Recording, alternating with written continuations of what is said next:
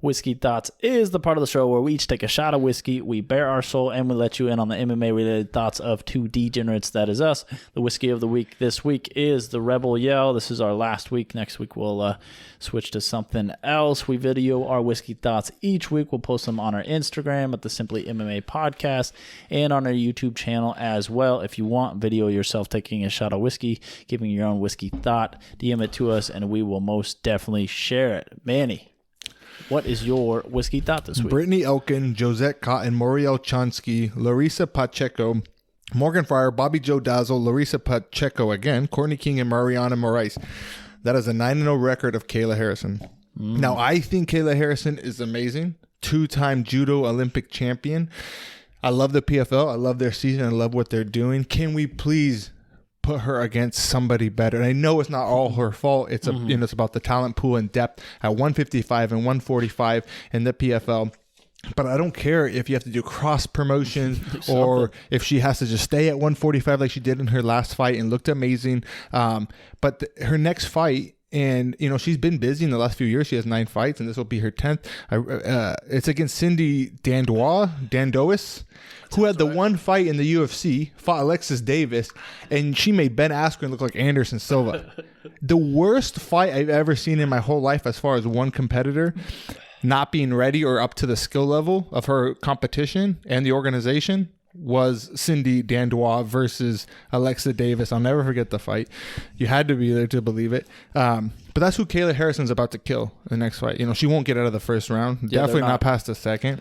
There's no progression. It's not getting... Exactly. And it's like Kayla Harrison's not getting any younger. She's an amazing athlete and has the potential to be a superstar on the level of, Amanda Nunes and Chris Cyborg and people like that. And those are the kind of people she should be facing. So I don't know what needs to be done or who needs to get on whose, phone call and make something happen. But we can't have such a talent fighting gals like this. Like the people I just read. Of course, there's not many girls at lightweight, but I mean, you ever heard any of those people? No.